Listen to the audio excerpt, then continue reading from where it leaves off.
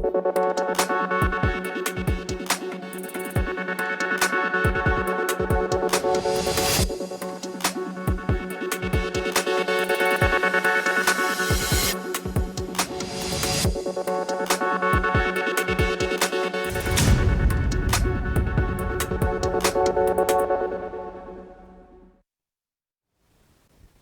आप देख रहे हैं जन टीवी और मैं आपके साथ आकांक्षा पारिक। खबरों की शुरुआत से पहले एक नजर हेडलाइंस पर।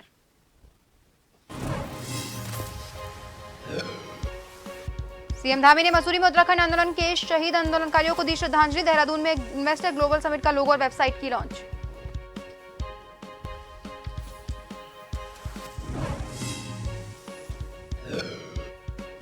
रोजगार सृजन में उत्तराखंड को मिला देश में दूसरा स्थान। जून 2023 तक रोजगार सृजन की दर रही 28.6%। सीएम पुष्कर सिंह धामी ने ट्वीट कर दी जानकारी।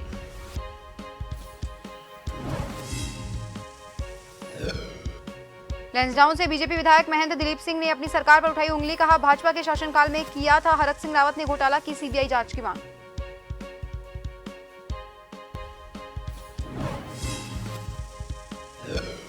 देहरादून नगर निगम अब बस्तियों से भी वसूलेगा टैक्स। प्लान तैयार कर भेजे जाएंगे सभी को नोटिस। मेयर ने कहा, खुद बस्ती वालों ने की है नगर निगम में शामिल करने की मांग।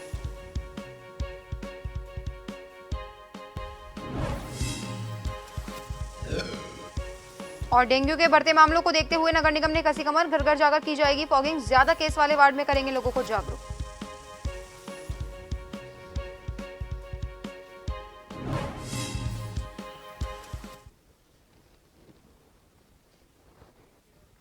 और अब खबरें विस्तार से।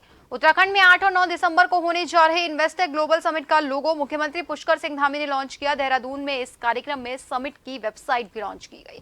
कार्यक्रम के दौरान सीएम धामी ने कहा कि निवेश बढ़ाने के लिए सरकार नई नीति बनाएगी।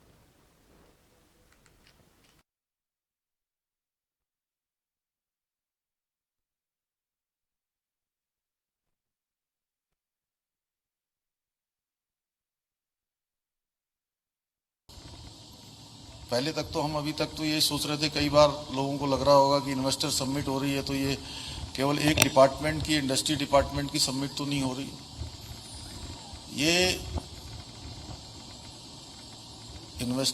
ये इंडस्ट्री डिपार्टमेंट हमारा जरूर इसमें चूंकि एक नोडल डिपार्टमेंट जैसा है, लेकिन पूरे राज्य की इन्वेस्टर समिट है। इसमें सारे विभाग जुड़े हुए हैं और सारे राज्य के ही इन्वेस्टमेंट के क्षेत्र में इसमें काम होना है। सभी विभागों का इसमें अपना अपना अलग अलग योगदान है, अपनी अपनी भूमिका है। देहरादून में इन्वेस्टर ग्लोबल समिट का लोगो वेबसाइट लॉन्च की गई। मुख्यमंत्री पुष्कर सिंह धामी ने इसका विमोचन किया। आपको बता दें, 8 और 9 दिसंबर को होना है इन्वेस्टर ग्लोबल समिट का। समिट को लेकर सरकार पूरी तैयारियां कर रही है। देश और विदेश में उद्यमियों को लुभाने के लिए किए जाएंगे कई रोड शो। राज्य सरकार ने 2,50,000 करोड़ का ये लक्ष्य रखा है। 22,000 करोड़ के अभी तक किए जा चुके हैं एमओयू।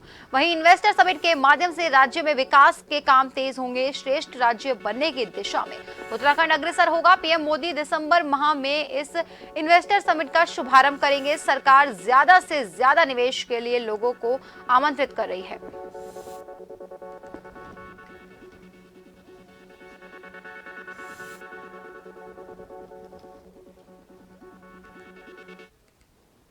मुख्यमंत्री पुष्कर सिंह धामी उत्तराखंड के मसूरी पहुंचे, जहां उन्होंने उत्तराखंड आंदोलन के शहीद आंदोलनकारियों की स्मृति में आयोजित श्रद्धांजलि सभा में प्रतिभाग किया और शहीदों को श्रद्धांजलि दी। आपको बता दें, अलग राज्य की मांग कर रहे आंदोलनकारियों पर साल 1994 में तत्कालीन उत्तर प्रदेश सरकार ने गोली चलाई थी। 1 सितंबर को खटीमा में 7 तो वहीं मसूरी में 2 सितंबर को 6 आंदोलनकारी शहीद हुए थे। इस दौरान सीएम धामी ने कहा कि यह दिन उत्तराखंड हमेशा याद रखेगा।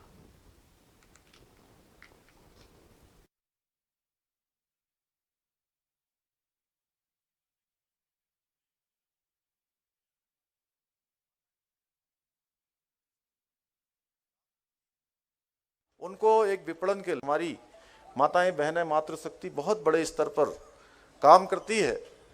उनको एक विपणन के लिए उनके बनाए हुए उत्पादों को बाजार मिले, उसके लिए एक स्थान मिले, क्योंकि हमारी जो बहनें स्वयं सहायता समूह काम करती है, अपने उत्पाद बनाती है, उनके उत्पाद इतने अच्छे होते हैं मन्नू भाई कि कई बार ऐसा लगता है कि ये उत्पाद सामान्य उत्पाद नहीं है, बल्कि कई बार जो मल्टीनेशनल कंपनियां, बहुराष्ट्रीय कंपनियां हैं, उन बहुराष्ट्रीय कंपनियों से भी अच्छा जो है उत्पाद बनाने का काम हमारी बहन। मुख्यमंत्री पुष्कर सिंह धामी की अध्यक्षता में उत्तराखंड कैबिनेट की बैठक हुई। इसमें 20 से ज्यादा प्रस्तावों पर कैबिनेट की मोहर लगी। कैबिनेट मंत्री सुबोध उनियाल ने बैठक के प्रस्तावों को लेकर जानकारी दी। उन्होंने कहा कि राज्य आंदोलनकारियों के 10% क्षैतिज आरक्षण पर कैबिनेट ने अपनी मोहर लगा दी है। अब ये प्रस्ताव सदन के पटल पर विधेयक के रूप में रखा जाएगा।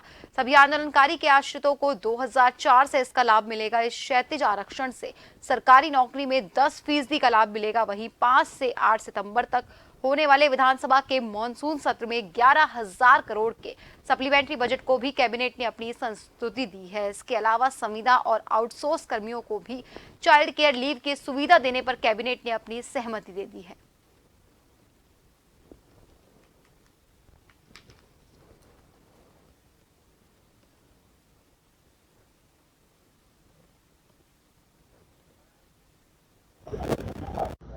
सरकारी सेवाओं में या जो हमारे पीआरडी के जवान हैं, जो हमारे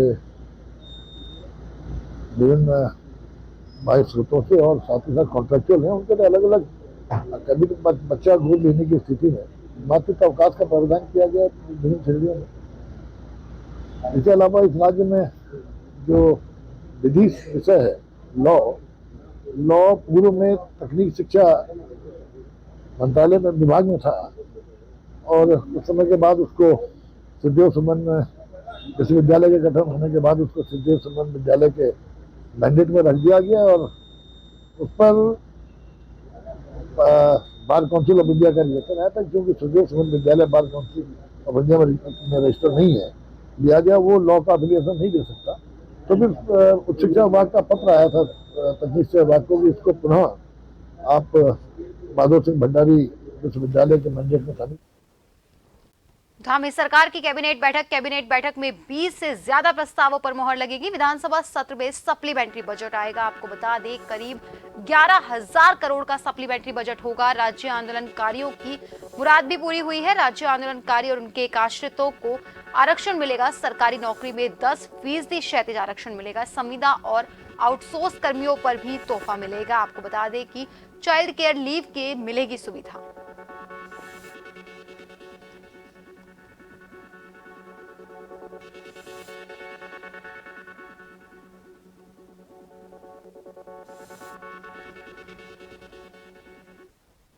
मुख्यमंत्री पुष्कर सिंह धामी ने खटीमा गोलीकांड की 29वीं बरसी के मौके पर गोलीकांड में शहीद राज्य आंदोलनकारी की प्रतिमाओं का अनावरण किया। इस मौके पर मुख्यमंत्री के साथ रक्षा राज्य मंत्री अजय भट्ट ने भी शहीद आंदोलनकारियों को पुष्पांजलि अर्पित की। आपको बता दें आंदोलन में 1 सितंबर 1994 को निहत्थे राज्य आंदोलनकारियों पर गोलियां चलाई गई थी, जिसमें 7 आंदोलनकारियों ने शहादत दी थी।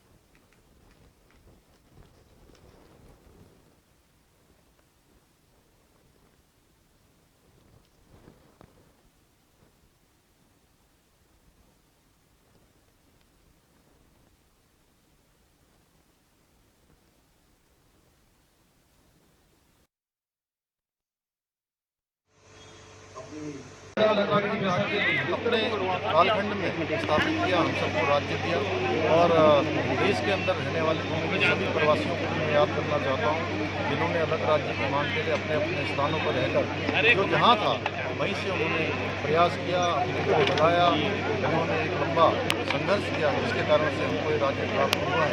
निश्चित रूप से उन सभी का भी मोदी सरकार ने पूर्व राष्ट्रपति रामनाथ कोविंद की अध्यक्षता में वन नेशन वन इलेक्शन पर एक कमेटी बनाई है। ये कदम सरकार द्वारा 18 से 22 सितंबर के बीच संसद का विशेष सत्र बुलाए जाने के एक दिन बाद आया है। वहीं वन नेशन वन इलेक्शन को लेकर उत्तराखंड के मुख्यमंत्री पुष्कर सिंह धामी ने कहा कि मोदी की देश को विकास की ओर ले जाने की सोच है। वहीं कैबिनेट मंत्री प्रेमचंद अग्रवाल ने पीएम मोदी का आभार जताया। उन्होंने उधर कांग्रेस ने कहा कि बिल आने के साथ सदन में पूरी चर्चा हो। प्रधानमंत्री नरेंद्र मोदी जी की हमेशा देश को विकास की ओर ले जाने की सोच है। एक भारत श्रेष्ठ भारत की सोच है।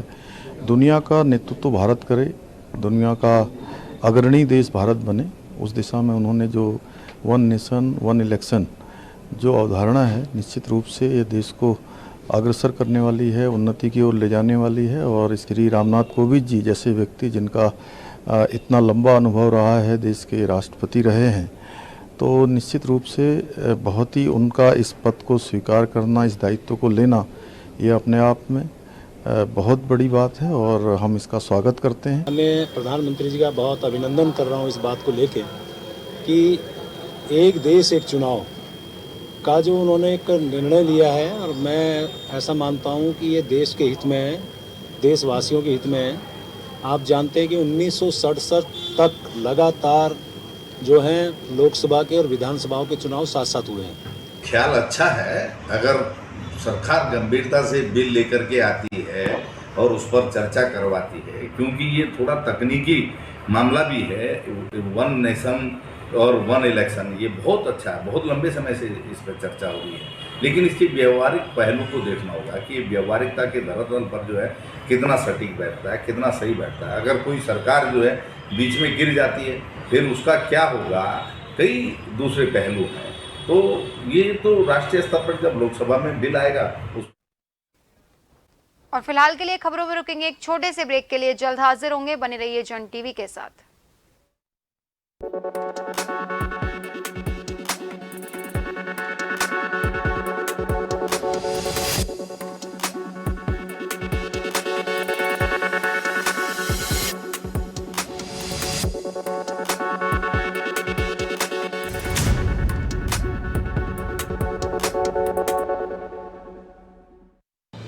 डेंगू से बचने के लिए जरूरी है आसपास पानी जमा ना होने दें। डेंगू से बचाव करना है तो याद रखिए ये सारी बातें। डेंगू के मच्छर साफ पानी में पनपते हैं, इसलिए अपने आसपास पानी जमा नहीं होने देना है और रखनी है साफ सफाई। पानी की टंकी व जल संचय के बर्तनों को रखना है ढककर। सभी गुलदस्तों, गमलों, पानी के बर्तनों, कूलर का पानी सप्ताह में एक बार पूरी तरह से खाली कर दें और सुखाकर फिर से पानी भरें। प्रयोग में न आने वाले खाली बर्तन, बोतल, डब्बे, टायर, नारियल के खोल जैसी चीजें इधर उधर ना फेंके। इनमें जमा हो सकता है बारिश का पानी और पनप सकते हैं डेंगू के मच्छर। मच्छरों से बचने के लिए ऐसे कपड़े पहने जो शरीर को ज्यादा से ज्यादा ढके। मच्छरदानी का इस्तेमाल करें। बिना चिकित्सकीय सलाह के कोई भी दवा न ले। नमस्कार। डेंगू और मलेरिया की रोकथाम, नियंत्रण और बचाव के लिए हम सभी को अपने आसपास के वातावरण को स्वच्छ बनाए रखना है, क्योंकि बारिश के मौसम में संक्रामक बीमारियों के साथ साथ डेंगू और मलेरिया के लार्वा भी तेजी से पनपते हैं।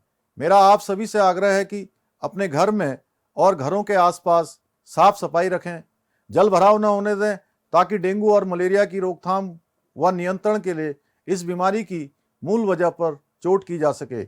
हम सभी प्रत्येक रविवार को यह सुनिश्चित करें कि डेंगू के मच्छर आपके घरों या आसपास पनप तो नहीं रहे। छतों पर, कूलरों पर और गमलों की ट्रे पर पानी एकत्रित न होने दें। उस स्थान को साफ सुथरा रखें। हम सभी डेंगू और मलेरिया से बचाव के लिए जागरूकता फैलाएं और एक संकल्प लें कि आसपास के वातावरण को स्वच्छ बनाए रखेंगे और एक दूसरे को सहयोग करते रहेंगे। हर रविवार रहें तैयार, स्वच्छता अपनाकर करें डेंगू और मलेरिया पर वार। धन्यवाद। जागरूकता के साथ बरतनी है सावधानी।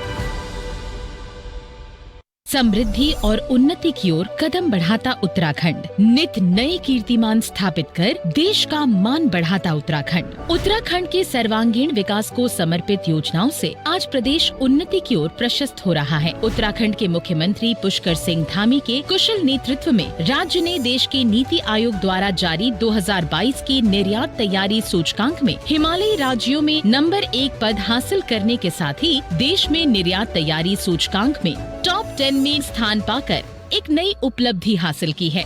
उत्तराखंड सरकार के प्रयासों का ही प्रतिफल है कि आज राज्य में उद्योगों और निर्यात को बढ़ावा देने में यहाँ की वर्ल्ड क्लास इंफ्रास्ट्रक्चर अहम भूमिका निभा रहे हैं। बिजनेस इकोसिस्टम पर फोकस कर बन रहे औद्योगिक पार्क आज मील का पत्थर साबित हो रहे हैं। आज राज्य में विश्व स्तरीय एकीकृत औद्योगिक एस्टेट के विकास के साथ राज्य में सरल निर्यात नीति के साथ ही लॉजिस्टिक नीति लागू कर उसका प्रभावी क्रियान्वयन किया जा रहा है। उत्तराखंड में आज फार्मा, ऑटोमोबाइल, डेयरी उत्पाद, कृषि और बागवानी, स्वास्थ्य एवं आयुष, पर्यटन, खाद्य पदार्थ, हथकरघा और हस्तशिल्प के साथ कई उत्पादों का प्रमुख रूप से निर्यात किया जा रहा है। उद्योगों को आगे बढ़ाने में निर्यात में एक जिला दो उत्पाद यानी ODTP को शामिल कर उत्तराखंड के जिले भी आर्थिक उड़ान भर रहे हैं। देश दुनिया से राज्य तक इजी कनेक्टिविटी आज निर्यात को नए आयाम प्रदान कर रही है। यहाँ की सड़कों, हाईवे, ट्रेन और एयरलाइंस का लगातार विस्तार हो रहा है, जिसमें राज्य के देहरादून और पंतनगर हवाई अड्डे का प्रस्तावित इंटरनेशनल एयरपोर्ट निर्माण, जहाँ राज्य में निर्यात को देगा ग्लोबल पहचान। वहीं नेशनल इंडस्ट्रियल कॉरिडोर डेवलपमेंट के साथ जुड़ने से उत्तराखंड के उद्योग निर्यात को मिलेगी एक नई उड़ान। औद्योगिक नवनिर्माण से सशक्त समृद्ध बन मिली राज्य को नई पहचान। देश के निर्यात तैयारी सूचकांक में नंबर 1 बन उत्तराखंड को मिला सम्मान।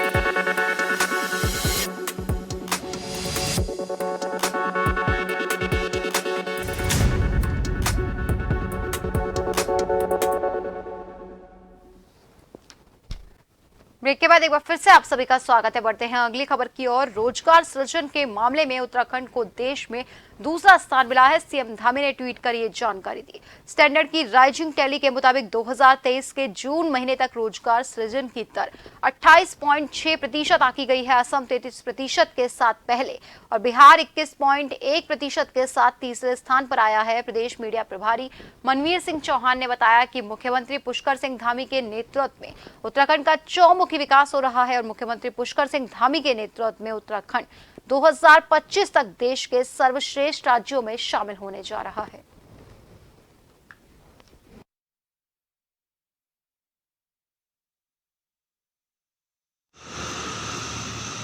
प्रदेश का चौमुखी विकास हुआ है, हर वर्ग का विकास हुआ है। हम चाहे रोजगार की दृष्टि से देखें, चाहे विकास की दृष्टि से देखें, हर क्षेत्र में प्रदेश ने ऊंचाइयों को छुआ है। और जिस प्रकार से हमारे मुख्यमंत्री माननीय पुष्कर सिंह धामी जी ने 2025 तक उत्तराखंड राज्य को देश का सर्वश्रेष्ठ राज्य बनाने का विजन रखा है, उस विजन के अनुरूप हम आगे बढ़ रहे हैं। और उसी के परिणाम स्वरूप आज अगर हम देश में दूसरे स्थान पर रोजगार की से राज्य आए हैं और ग्रोथ रेट की हिसाब से भी अगर हम माने तो दूसरे नंबर हमारे देश में हमारे राज्य का नंबर आया है, तो निश्चित रूप से एक सौभाग्य की बात है। देहरादून में विधानसभा स्पीकर की बैठक के दौरान अधिकारियों के समय पर नहीं पहुंचने पर विधानसभा स्पीकर भड़क गई और नदारद कर्मचारियों और अधिकारियों की सूची मांगी। कुछ अधिकारी समय पर नहीं पहुंचे थे, जबकि सत्र शुरू होने से पहले ये बैठक महत्वपूर्ण थी, जिसमें तैयारियों को लेकर अहम निर्देश दिए जाने थे। गढ़वाल कमिश्नर भी इस बैठक में मौजूद रहे।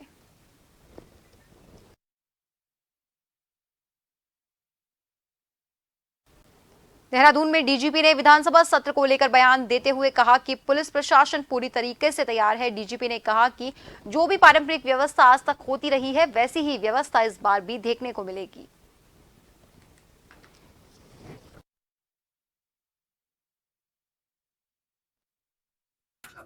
देखिए, हमारी ओर से सत्र की जो पूर्ववत व्यवस्थाएं की जाती रही हैं, वैसी व्यवस्था की जा रही है। पूरी तरह से चाक चौबंद व्यवस्था, सुरक्षा व्यवस्था रहेगी हमारी ओर। जो पारंपरिक रूप से होता रहा है वही व्यवस्था रहेगी, बैरिकेडिंग की भी। और हमारा प्रयास रहेगा कि लोगों को कम से कम असुविधा हो। और मैं बाकी सभी लोगों से भी अपील करूंगा, जो लोग आंदोलन आदि की योजना बनाते हैं धरना प्रदर्शन की, कि कृपया करके अपना धरना प्रदर्शन लोकतांत्रिक रखें और प्रयास करें कि लोगों को। पूर्व कैबिनेट मंत्री और कांग्रेस के वरिष्ठ नेता हरक सिंह रावत के बहाने लैंसडाउन से बीजेपी विधायक महंत दिलीप सिंह रावत ने अपनी ही सरकार को आड़े हाथों ले लिया। महंत दिलीप सिंह रावत ने कहा कि हरक सिंह रावत पर जिस घोटाले को लेकर विजिलेंस जांच कर रही है, वो भाजपा शासनकाल का ही घोटाला है। इसके साथ ही उन्होंने कहा, हरक सिंह रावत कह रहे हैं कि मुंह खुलेगा तो कई सफेद पोश बेनकाब हो जाएंगे। इसे सरकार को गंभीरता से लेना चाहिए और मामले की सीबीआई जांच करवानी चाहिए।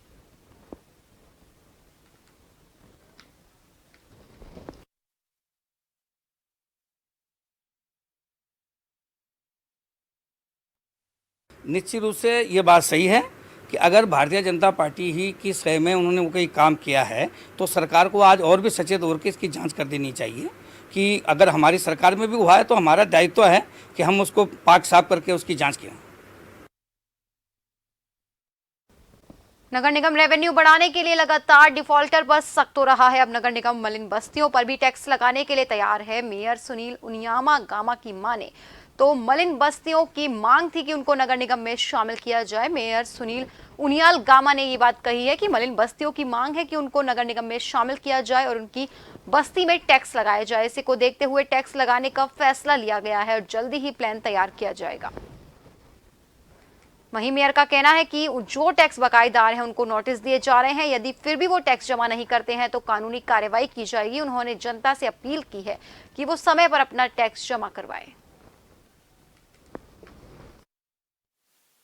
हम जो है हमने पूरा चार्ट तैयार कर लिया है और उसके लिए भी 1-2 दिन में हम इसको डेट तय कर लेंगे। कौन कौन सी डेट में हम कहाँ जो है टैक्स जो है, जो मलिन बस्तियों के टैक्स जो बड़े लंबे समय से मलिन बस्ती वालों की मांग थी, उसको भी बहुत जल्दी जो है उसका शुरुआत करने वाले हैं।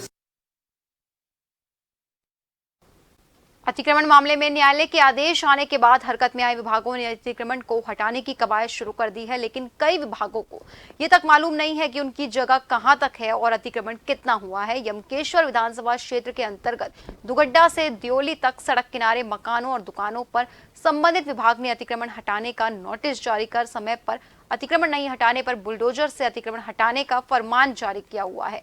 बुलडोजर के डर से स्थानीय ग्रामीणों ने खुद ही अपने घरों को तोड़ना शुरू कर दिया है। बुलडोजर चलने के डर से ग्रामीण बेबस और लाचार नजर आ रहे हैं। वहीं इस दौरान जब पूर्व विधायक शैलेंद्र रावत और कांग्रेस जिला अध्यक्ष विनोद डबराल ने यमकेश्वर विधानसभा के दुगड्डा से घट्टू घाट तक के ग्रामीणों से मुलाकात कर हालचाल जाना तो ग्रामीणों ने मदद की गुहार लगाई।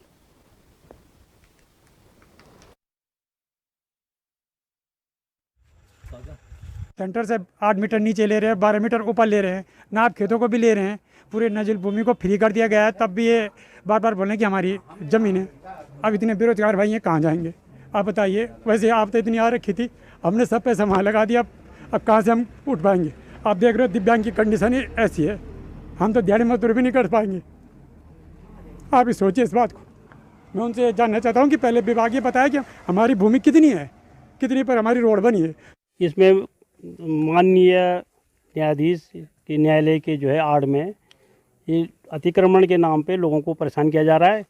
कम से कम हमारे गांव कस्याली में जो है नाप खेत में ज़मीन जा रखी है और नाप खेत में जब ये ज़मीन गई थी सन 62 में ये बनी है और इतनी उम्र मेरी भी है। आज तक न मेरे को कोई नोटिस दिया गया, ना इसका उच्चीकरण के बारे में कभी कुछ बताया गया और मुआवजा तो इसका मिला ही नहीं है। जबकि ये रोड जो है नाली खाल से कांडी तक ग्रामीण रोड थी, लोगों के श्रमदान से बनी हुई थी, लेकिन ये इनकी विभाग की मनमानी है।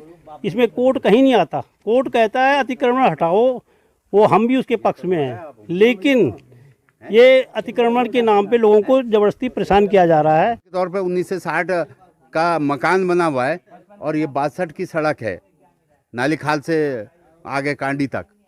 ये 62 की जब नवनिर्माण सड़क हुई तो वो मकान ऑलरेडी था, आज वो अतिक्रमण की जद में आ रहा है। तो जब निर्माण कार्य सड़क का होने से पहले वो मकान था तो उसको विभाग के द्वारा मुआवजा क्यों नहीं दिया गया। ये कई भ्रांतियां हैं जिससे जो है, और सबसे बड़ी बात यहाँ की क्षेत्र की विधायक कहाँ गई। उत्तराखंड की राजधानी देहरादून में बढ़ते डेंगू के मामलों को देखते हुए अब नगर निगम ने भी अपनी कमर कस ली है। दरअसल देहरादून में सबसे ज्यादा डेंगू के केसेस निकलकर सामने आ रहे हैं और जिसके चलते नगर निगम पर कई आरोप जनता के द्वारा लगाए जा चुके हैं। लेकिन अब नगर निगम टीम की घर घर जाकर फॉगिंग कर रही है। साथ ही जिस वार्ड में सबसे ज्यादा डेंगू के केसेस हैं उस वार्ड में जागरूकता अभियान चलाने का निर्णय लिया गया है।